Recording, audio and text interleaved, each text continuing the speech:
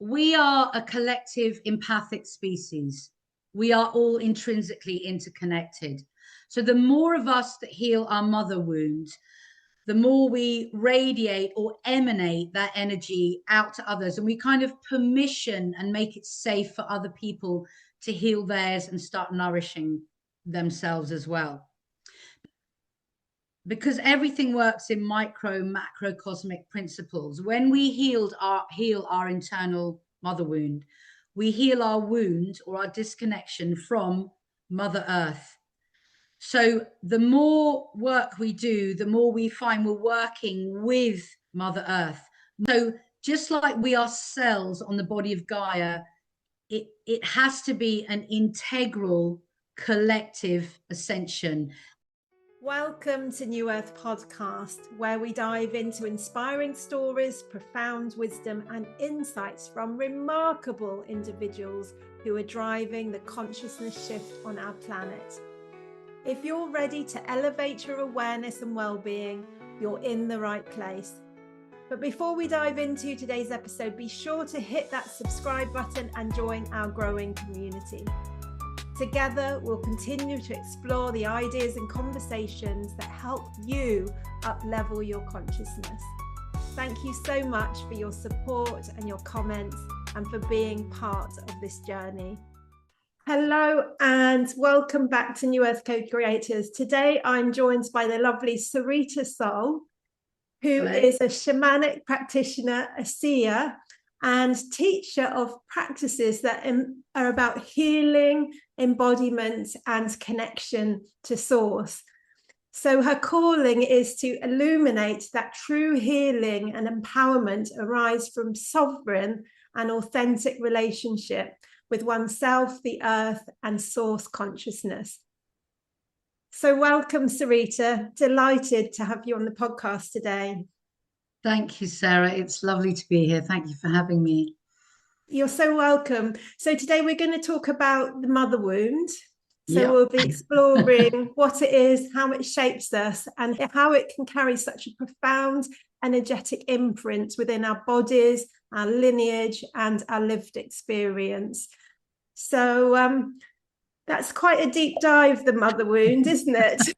What do you feel it is? Do you feel it's more personal, ancestral, more collective, or archetypal, or all the above? I think it's all of the above. Although when I first started exploring the mother wound, and obviously from that I created this course called the Mother Wound, I was more looking at healing my. I started on this road of kind of self-awareness, and I was looking at healing my relationship with my mum, which had been, difficult on and off for years. And, having now worked with thousands of people, there is almost no one that doesn't have a tricky relationship with their mother and, in fact, their father. So when I started to do this work, I primarily wanted to do it because I didn't want to hand on the unconscious patterning that I was carrying to my own children. I wanted to have as best relationship as I possibly could with them. And obviously, working as a shamanic practitioner, I understand how generation and cellular instructions come down through the lines.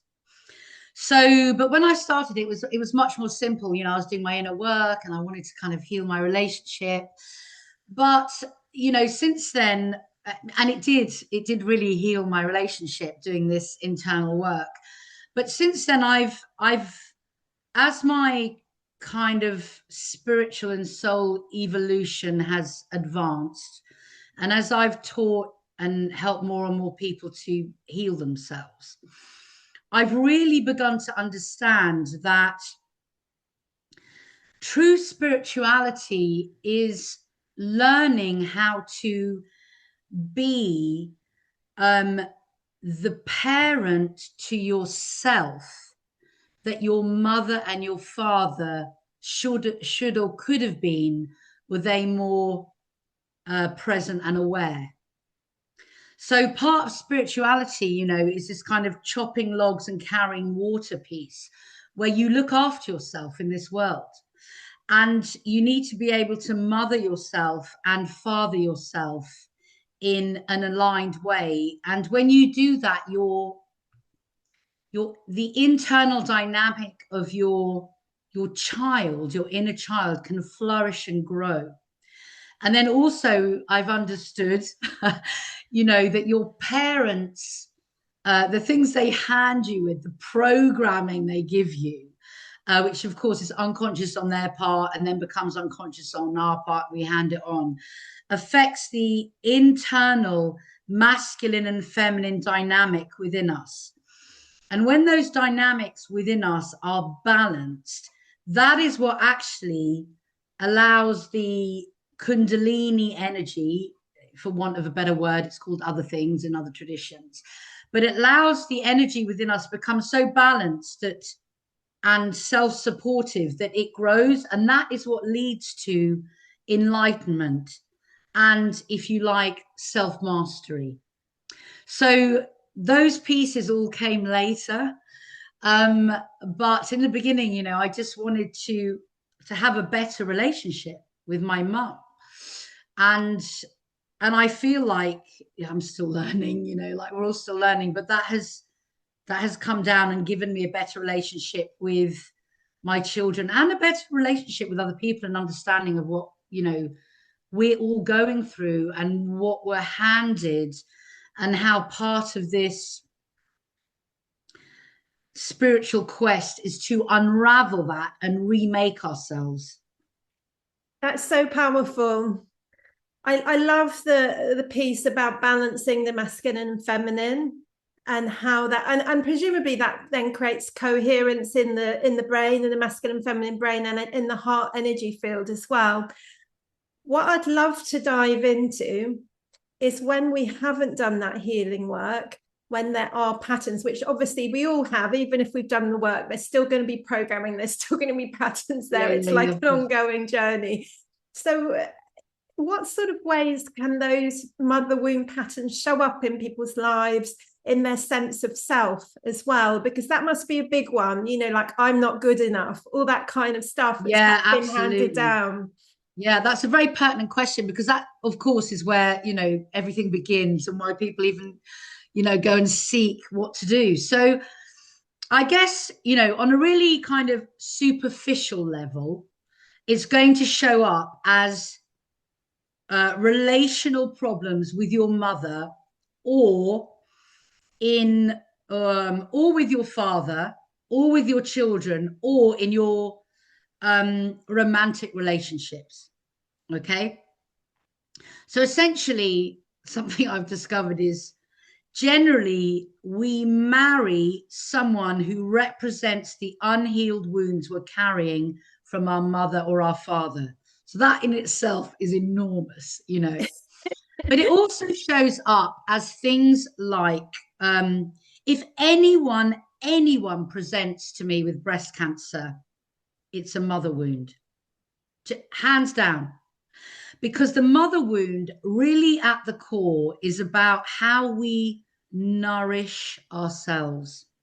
Because, of course, the mother offers the first nourishment and the care and the unconditional, soft, feminine love. Okay. So when you see someone who gives of themselves too much to other people, it's like they've forgotten how to nourish themselves. Or if they're very masculine in their aspect. So I have quite a masculine energy, but it used to be much more masculine, you know, because both of my mother and my, you know, are so like out of whack and out of balance. So I kind of geared towards that, and I completely forgot to nourish myself in my life. And that did show up as cancer when I was in fact pregnant with my first child. So other ways it shows up is things like lack of softness, trying to be masculine, subservience to patriarchy, doing what you're told. It shows up as lack of creativity. So that it is a kind of not feeling good enough piece, but actually unworthiness is much more of a father thing, actually. So, it can show up in a variety of ways. But I think the thing is that, so immune system issues, certain types of immune system issues are to do with the mother wound, whereas other types of immune system issues are to do with problems with the father. So it can be complicated. Any kind of problems on your left hand side are to do with the feminine. So, for example, nearly everything that's ever happened to me, cancer, appendicitis, every accident I've ever had, perforated eardrum, all the kind of stuff that's to do with me has been on my right hand side. And for a long time, I assumed that those were because my masculine aspect was out of balance. But what I discovered when I went deeply into the work is I found out that my feminine aspect so didn't trust the masculine that the feminine within me was perpetrating on my masculine in the physical. Interesting. So the shadow is very clever because it's called a shadow because it hides from your conscious awareness. It really does hide. So it takes a lot of internal diving and depth and willingness to be absolutely truthful with yourself before what is unconscious is revealed. So I thought all of my issues were with my dad because my dad and my parents were divorced when I was young and blah, blah, blah. My dad left. I didn't grow up with a dad. But actually, when it came down to it, it was very much rooted in feminine lack of trust, and it took me a while to get there, but I did. And then I had to kind of unravel that. And now my road, especially this year, is about self-nourishment. And so if you find that you really don't take time for yourself and you've lost that kind of softness towards yourself, towards your inner child, or even as a projection towards other people, or you've got no boundaries whatsoever and everyone can perpetrate upon your softness, that's indicative that you have got a mother wound. And there's also another kind of intrinsic piece to a mother wound. So if you have problems speaking up for yourself or speaking your truth or not even knowing what your truth is, that is actually to do with generational maternal trauma that was set up during the witch hunt trials through patriarchy. Because in those times, mothers would stifle their children speaking because a wrong word could get you killed. And so mothers would kind of perpetrate on their own children and just stifle their intuition. And all of the the natural healing abilities that women hold and express, their intuition, their creativity. So mothers deliberately stifled their children's creativity. And I see a lot of people with like blocked throats, and my cancer showed up as thyroid cancer. There you go. So and it's obviously through my own learning that my own healing journey that I've discovered what this what all this all means and everything. But I see a lot of people who get stuck in their heads because this is blocked and they can't drop into their bodies. And of course, the body is what speaks truth to us. And the head, which is ego orientated, just gives us a pack of lies. But it feels safe to be in the head because the head is about survival. So if you are very much stuck in that kind of survival, fight, flight, freeze, fawn mechanisms, you also have these childhood wounds. So there's a lot of people that stuck here and they can't access their bodies. And true spirituality really is about having your spirit, your soul flourish within the human vessel, the body vessel, because we are cosmic and physical beings also. And I feel that is what we're being called to do when we speak about New Earth. It's an Yes. embodiment. It's not, I mean, ascension, doesn't speak to me so much as New Earth, because it is that descension in a way into our bodies, into our hearts, that embodiment process that we're all being called to do.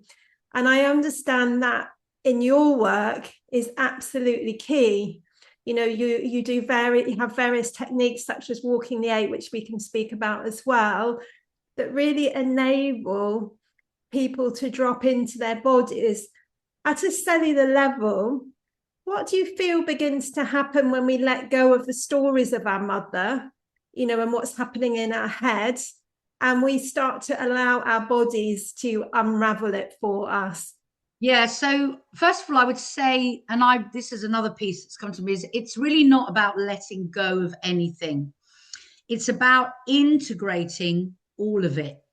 So ascension, what I say is we are ascending, but we're taking our bodies with us. So the new earth is moving into a higher level of consciousness, which essentially is the fifth dimension. It's unity consciousness.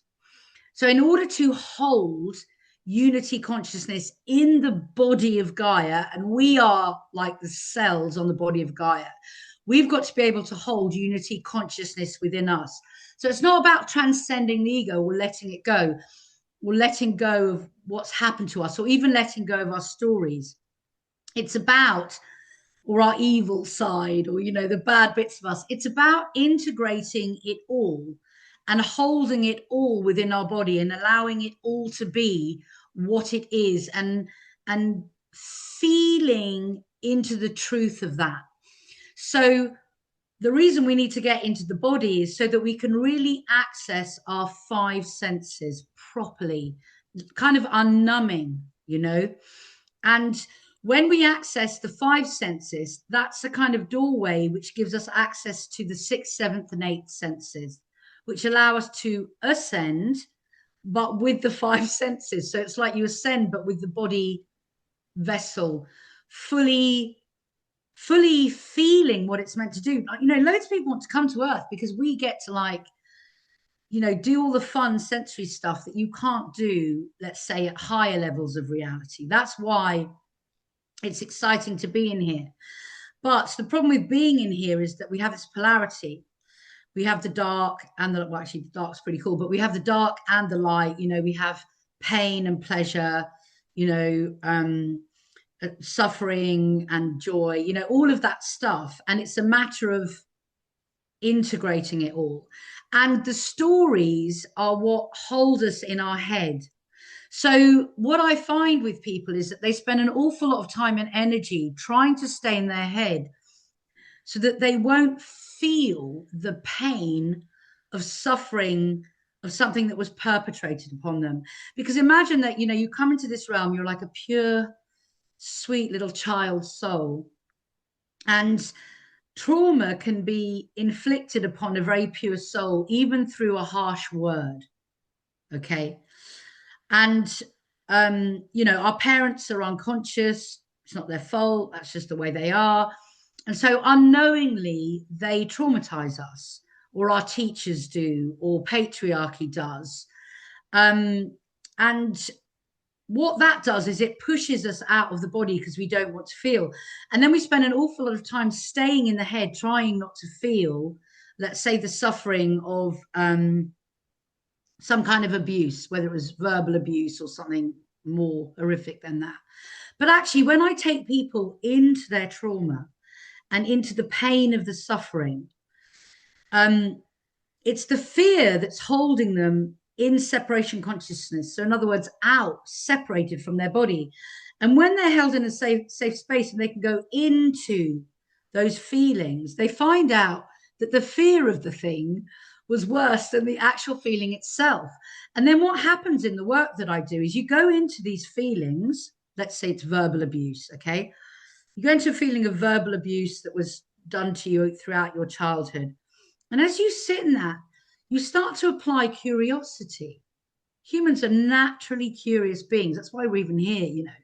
You apply curiosity and you're like, wow, that feels interesting. And that's now moving and doing this or reshaping itself and allowing itself to be felt. And now it's alchemizing or morphing into gratitude or forgiveness. Or so what happens when we go into these feelings that we spend so much energy trying to push away from us is that they just morph into something else and they allow us to sit in this body vessel. And what starts to happen is when you allow yourself to feel something horrific in your body that you've been trying not to feel, you become you come into a more sensory state of being, and then you get to feel the good stuff more as well. Okay. And this also happens in reverse. You get people that practice being in their heart centers. I teach something called Tibetan heart meditation. And then they go, wow, I'm feeling these amazing feelings, but I'm also beginning to remember stuff that happened to me. And I can feel awful things at the same time. And that's just the way it is. Because the path of spirituality and meditation is to make us more sensitive to the truth of who we are. So you don't just get to be sensitive to the good stuff. It doesn't work like that. You get to be sensitive to more of all of it. But as you get to be sensitive to more of all of it, what happens is your limited perception, you know, and also that limited bandwidth of light frequency and information that we've allowed ourselves to see because we're surviving begins to expand. So now you begin to expand your biofield and expand your awareness to what else is going on in this level of reality. So you start to be able to access not just the third dimension, but the first, second, third, fourth, and fifth dimensional consciousness, okay? And possibly beyond.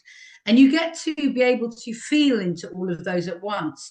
And it's that work which is going to allow us to be able to tap into New Earth. That's the ascension process. Because New Earth is, if you like,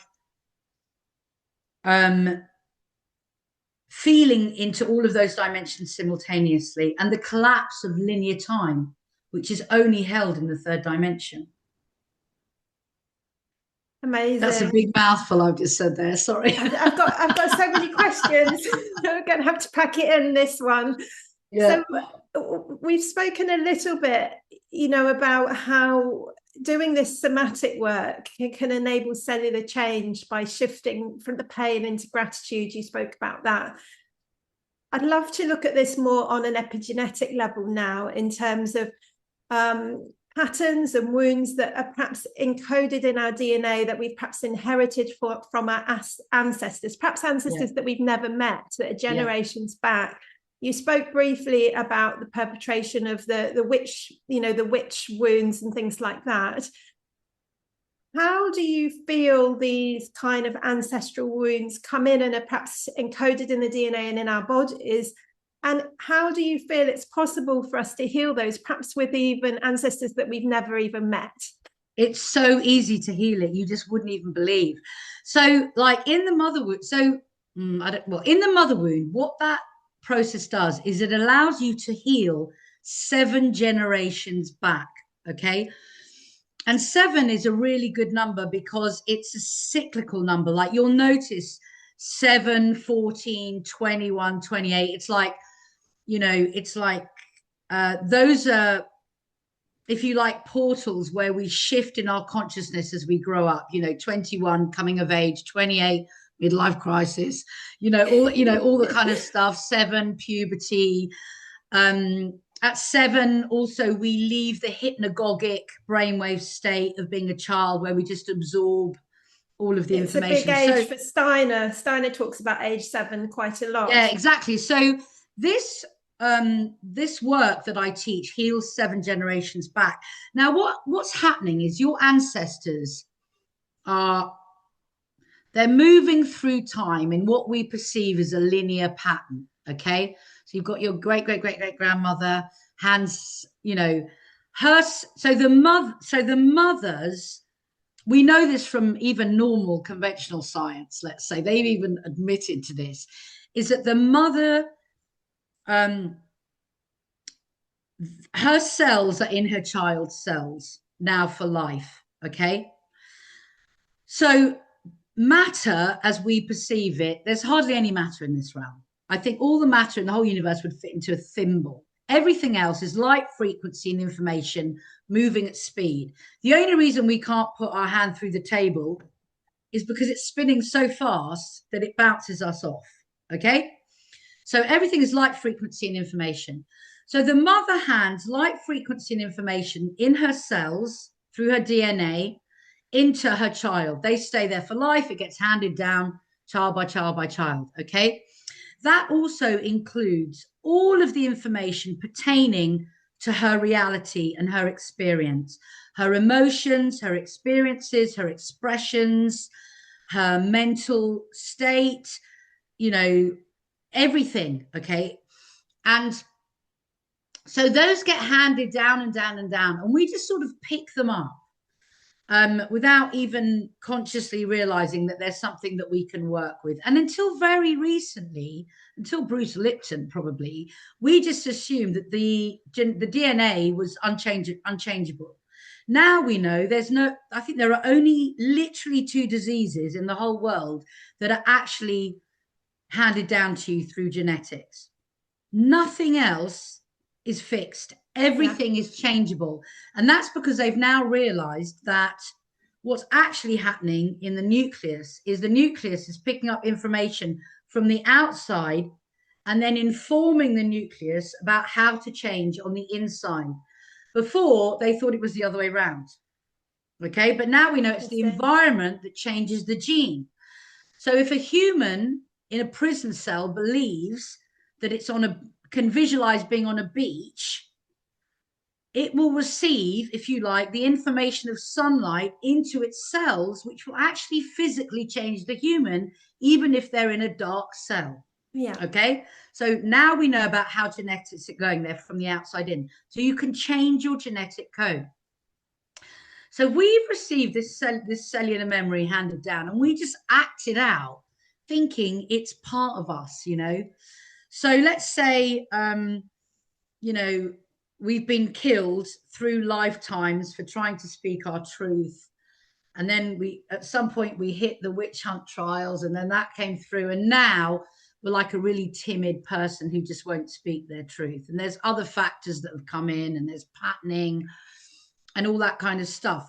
But so if now, let's say you could never speak your truth, and you sit and you do the mother wound, which is a 4-hour workshop, and you dive into the depths of your shadow, and obviously it's set up energetically and in a specific way to unravel and show you the code of what you've been holding. And then it offers you the opportunity as a manifestor and a creator, I'll talk about that in a minute, to change it. Okay. What's happening is because linear time is actually just a construct that we've created in this dimension to measure our experience, okay, so that we can look at our experience, our past experience, feel it now, make a new choice in our future experience. That's our measurement of how we're evolving. We set that up, but it's a construct. Because it's just a construct, what is actually going on is every timeline that ever has been or ever will be is actually in the present moment. Okay, it's not linear at all. In every now moment, we create a new, totally different timeline because we're creating it. It looks linear because that's our belief system. It looks like this whole timeline that I've just created. Now my hand went like that. But actually, I could have jumped into an island in the Bahamas if I wanted to. But we create it linearly because that's our belief. So what's happening is all of the timelines that ever were, ever will be, whatever, are in this now. So when I in this now go into my mother wound and excavate and change all of those programmings, I simultaneously change it down the maternal lines, all of them, for as far back as I choose that I wanted to change them, okay? And down the descendant lines, but also into all of the timelines that are simultaneously happening in parallel lives, let's say. There's not one of you, there's infinite versions of you. There are infinite versions of your mother, infinite versions of your grandmother, and so on and so forth, and your children. So it's amazing work, because people come and they do the mother wound because they don't get on with their mother. And then they find their whole relationship with their mother has changed, but their brother's changed as well. And so has, you know, their child, and something in their body shifted. And because it's changed in every way, in accordance with, let's say, the depth of the work that you managed to do. Okay, because everyone's going to have a different experience in accordance with their level of consciousness and where they're at. So some people might just heal mother relationships, you know, throughout their family, but some people might heal, you know, really deep cellular stuff. You know, it goes on. And I've had, you know, thousands of people contact me now going, wow, this happened and then this happened and you wouldn't believe what happened here, and just all kinds of stuff happens. Okay, and the changes are instantaneous and they trickle into millions of timelines.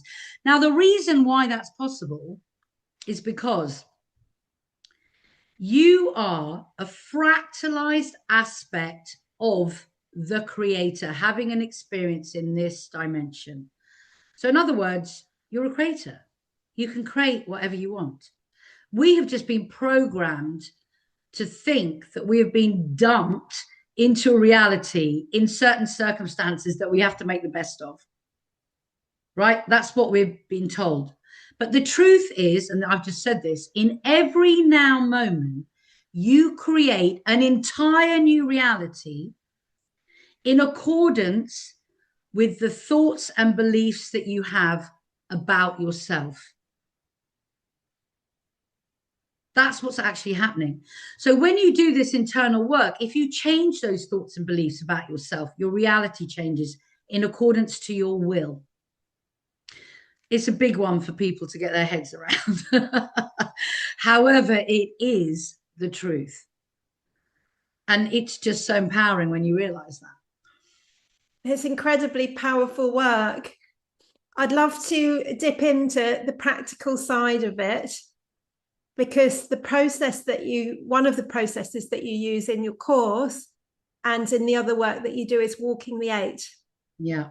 And in your course, you walk the 8 with your mother at different ages. I know. So it's working with that fluidity of time and that healing in the now points. Can you explain the significance of the 8, the infinity symbol, and how moving with it and walking with it is a very powerful component of the process that you use as well? I don't know if it's possible to give a little demo of how to set up an 8, or is that tricky? What might be easier is I can I've got a link that can show you how to walk to the 8. It's free. Amazing. It's a free if you thing. Give so me that, we'll put that in the video. Exactly. I'll put that in the video description so people can actually practice this as well. Yeah, because then they can see a proper demonstration. Okay, so basically, first of all, I'd like to say that I was taught walking the 8 on my journey of evolution. But I've since found out that across many traditions, in all kinds of cultures, people do this in different formats, okay? So essentially what walking the 8 is you literally put 2 rocks or stones or crystals or shells or something on the floor about 1 meter apart, and you stand in the middle of them. So it's a physical manifestation protocol, I would say, or a revelatory or a healing protocol, okay?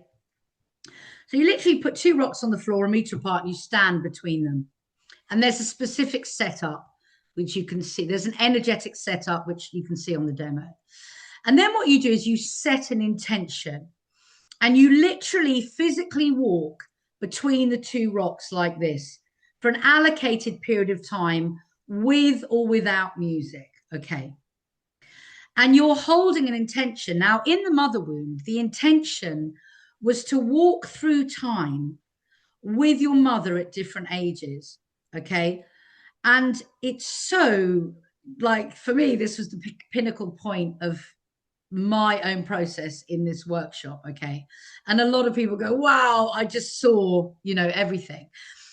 And the reason why it's so revelatory and why it's such a good healing and manifestation tool is because we are both physical and spiritual beings.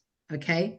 Imagine that we're like a physical vessel, and inside our vessel is our essence or our soul, our spirit. Okay. So we are physical and cosmic beings. And so around our physical body is an electromagnetic field. Now, when I said to you earlier, we create our entire reality in every now moment. What we're actually doing is our entire reality, or the information of that reality, is in that biofield. Okay. It isn't anywhere else. There's nothing beyond the biofield. You think there's a view outside your window, but it isn't. There isn't one. There's just a void. But your biofield holds the window and the view. Okay. So what you're doing is you're reprogramming the biofield in every now moment in accordance with your beliefs. So when you physically walk the 8, what you do is you physically, in motion, because everything is in motion, we are wave and particles simultaneously. Because you're doing a physical manifestation or transformation or healing, you re-encode the biofield physically. And the 8 is what a human is in geometry. So in other words, we are infinite energy. That's what we are. We are an infinite heart-based energy source of creation. So if you look at the work of the physicist William Tiller, who's extraordinary, he would say we are an infinity symbol. That's who we are.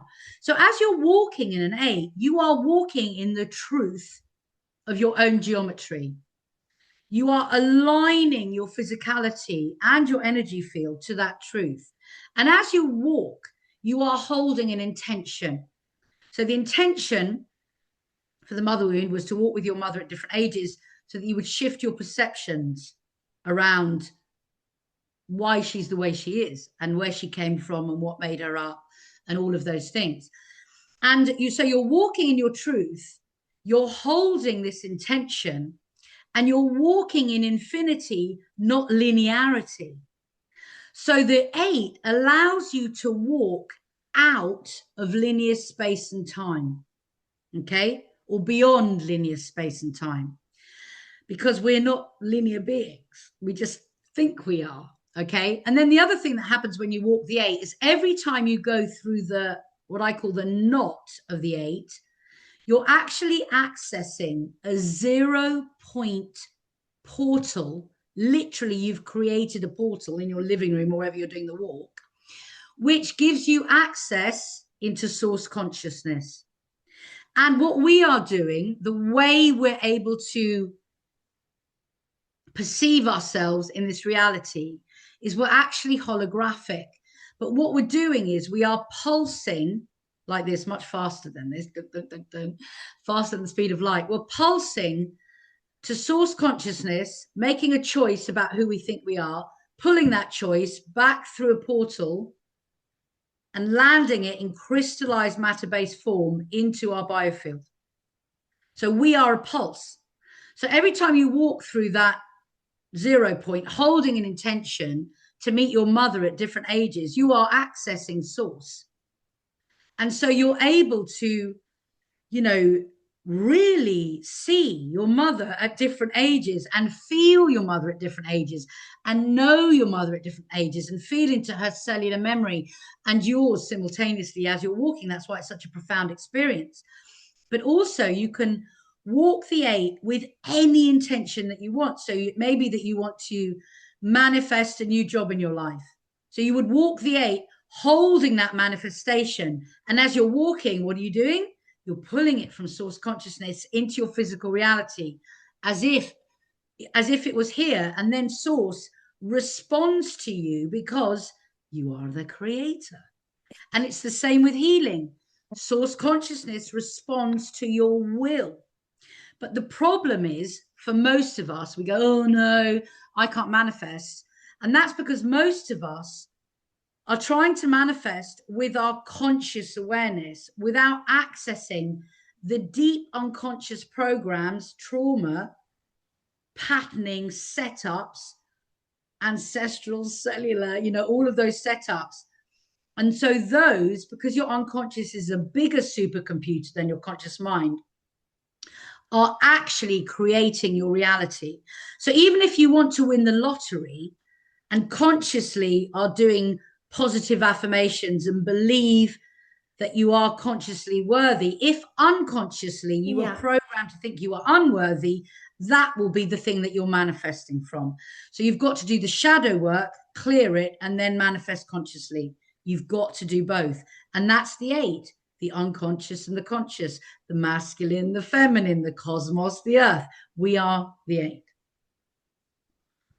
I had Hope Fitzgerald on the podcast earlier this year. So if anyone's interested to dive deeper into the 8, she works with the infinity wave as well. So I'll put the link to yours, but I'm also going to put the link to Hope's because I feel that they'll feed in really nicely with each other, the two. Yeah, exactly. Well. So I came across Hope because I saw her on Pam Gregory, and it was just like, I was like, wow, someone else is doing this as well.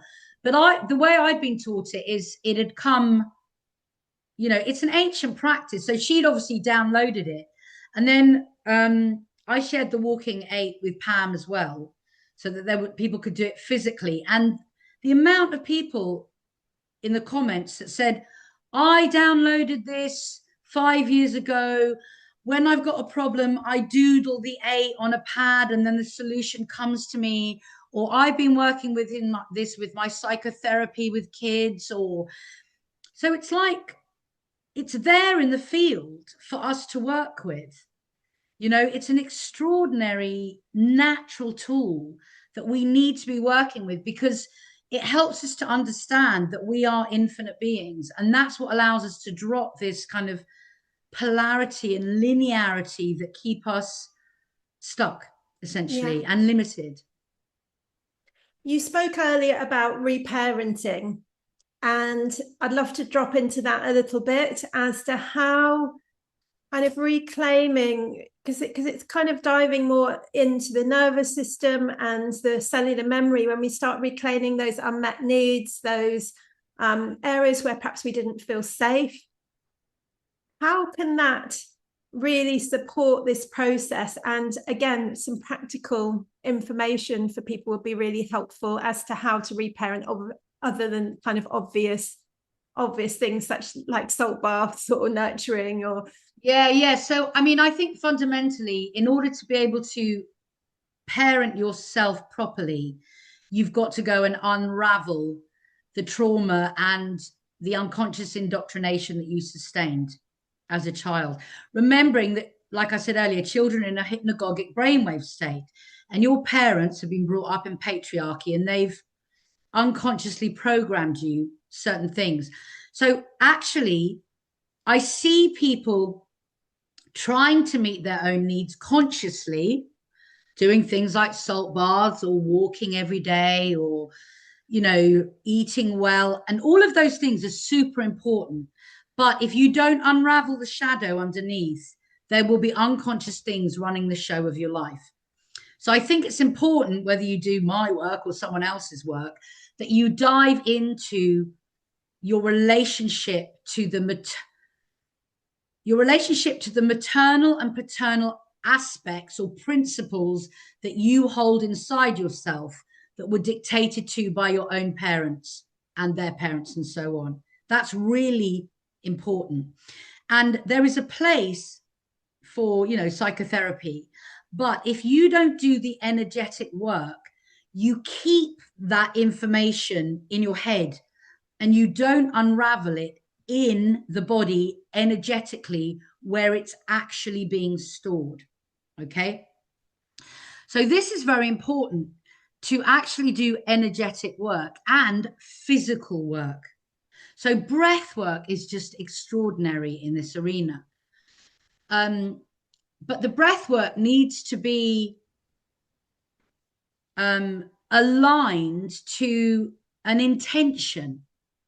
It's going to be more helpful to say, okay, I'm going to do a piece of breath work now, holding an intention to go into a piece of blocked energy that was given to me by my mother, or a trauma that I sustained around this age, or a belief that came from my father. When you align those two things, so you're using breath, energy, which is the intention, and the psychological work in something like that, now you start to see some shifts. And is there any particular, there's lots of different types of breath work. Is there any kind of particular? They're all brilliant. All good. So any kind of breath work. Yeah, but you need to have, so some breathwork practitioners leave this piece out. You need intention. We're creators. Yeah. You need intention. You need insight, wisdom. You need to integrate it afterwards. So if you did a piece of breath work to, let's say, unravel a trauma knot that was imposed upon you by your mother or father when you were young, then perhaps you need to walk the 8 to integrate it, or meditate with it, or reflect upon it. Like all of these pieces need to come together. It's a holistic way of healing. And what then happens is, when people are really ready to self-parent, what then happens is that their nervous system starts to calm down. And the nervous system is really important, because the nervous system allows you to sustain periods of time in your body vessel without trying to disassociate, or without going into the fight, flight, freeze, or fawn mode in your head. So it allows you to sustain long periods of time in your body.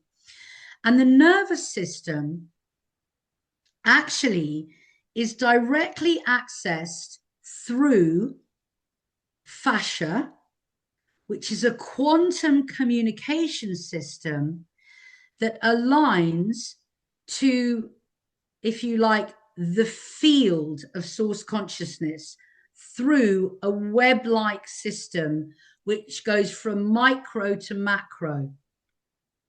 So in order to be able to access source consciousness with efficacy, you've got to be able to heal the fascia and the nervous system, everything. You're like an integrated micro macro system. And so all of these pieces are important.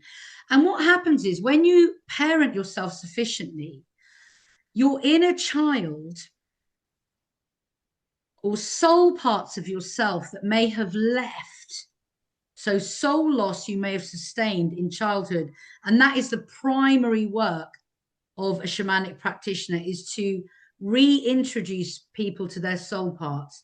The soul parts are able to come home, because most people are quite fractured, or they are missing soul pieces.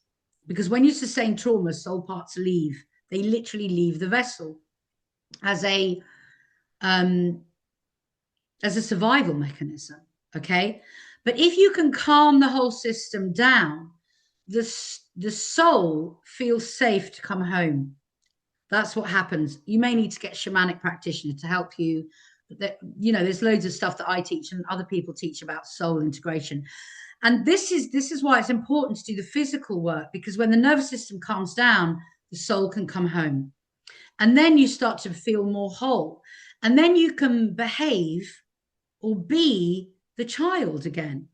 And the child piece is the one that allows you to really create your reality in ways that are beyond habitude, because habituated ways are the death of creativity, and we hold on to those because we feel so unsafe. But if your nervous system calms down and you integrate your inner child, you start to play with creation as the child of light that you are. Amazing. Yeah. And that's the game. That's the end goal. Do you know what I mean?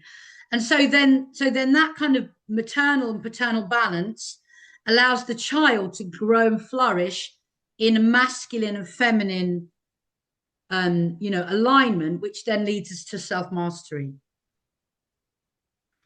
That's what we're kind of after, really. So of course it's good to nourish yourself, and look after your body, but you need to look after all of the parts of you.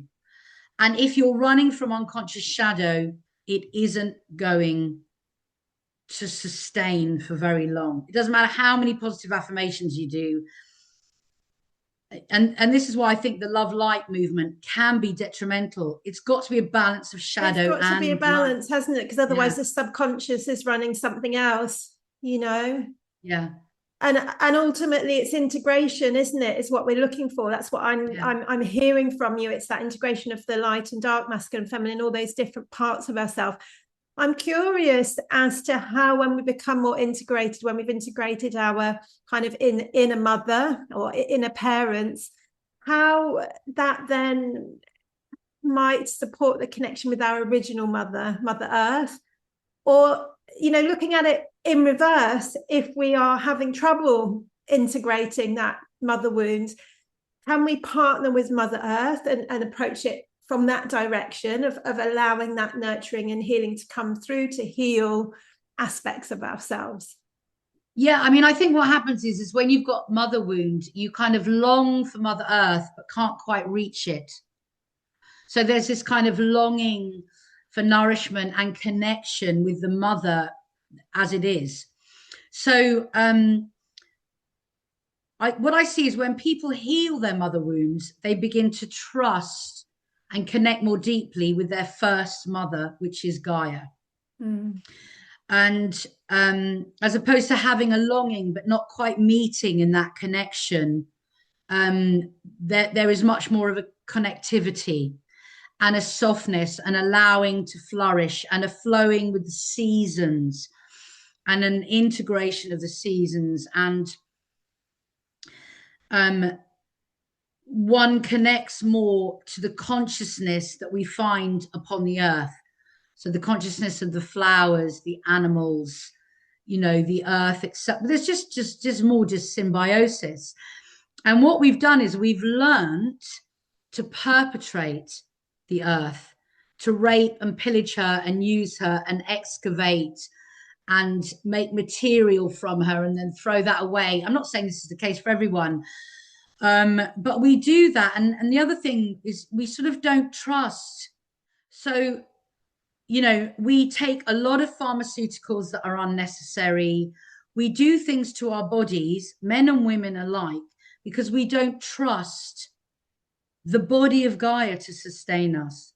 So you see this coming with people who've got mother wounds.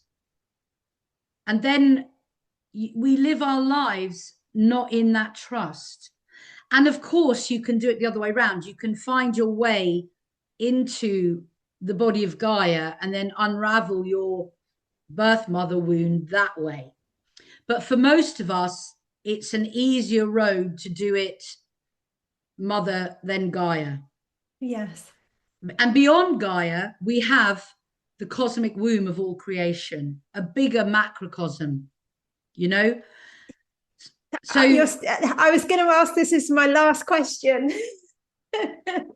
So I'll just let me ask it because we can round up then. And I mean, it's been absolutely incredible. I've really got so much out of it. Thank you so much, Sarita. I have to have you back on because I feel like kind of packing it all into the hour here. Thank you so much. Just let people know how they can contact you. I'll put your links in the description. And my last question was, how does healing our mother wound support our collective evolution, particularly at this time of transformation on the earth? Yeah, okay. So we are a collective empathic species. We are all intrinsically interconnected. So the more of us that heal our mother wound, the more we radiate or emanate that energy out to others, and we kind of permission and make it safe for other people to heal theirs and start nourishing themselves as well. Because everything works in micro, macrocosmic principles. When we heal our internal mother wound, we heal our wound or our disconnection from Mother Earth. So the more work we do, the more we find we're working with Mother Earth. Mother Earth is ascending into a fifth dimensional consciousness. She's not ascending up there. It's just an ascension, let's say. As we tap into that, we ascend with her. And as we offer that to everyone else, they get the opportunity to do that as well. So just like we are cells on the body of Gaia, it has to be an integral collective ascension. And that is actually why we are ascending, because more people are waking up to this work. And we are, because we're collective, it's like 100th monkey. As soon as the 100th monkey does that, off we go. Yeah. So that's why it's important for each and every one of us to do this work, because maybe you're the 100th monkey, Sarah. Maybe it's going to happen now. You know, we don't know which one of us is the 100th monkey, right? Maybe this podcast is. Yeah, exactly. You just put that out there. Exactly. You just don't know. So that's why it's so important to do this work. And similarly, I would just say we've been talking about the mother wound, but we're in the process of healing patriarchy now. So healing what I call the sins of the father, that's the name of the workshop that I do, but healing that patriarchal wounding is as important for us to do now, because the feminine energy has risen, and we need to meet it with a proper, sacred, embodied masculine now. And you're beginning to see the men waking up also, and our internal masculine and feminine, you know, all of that waking up and coming back online. So that's important. And then the way that people can reach me is I have a website. It's Sarita, Sarita -Sol, SOL.com. And there's loads of free stuff on there. And there's also loads of courses that you can download and do, and lots of live stuff to do as well. And I'm always doing live things. Some of them are for free. I hold Sacred Circle once a month for free. And other than that, I want to thank you for this opportunity to speak. You're welcome. And I'd love to invite you back to do the other half of it, the sins of the father, did you call it? Yeah, absolutely. Yeah.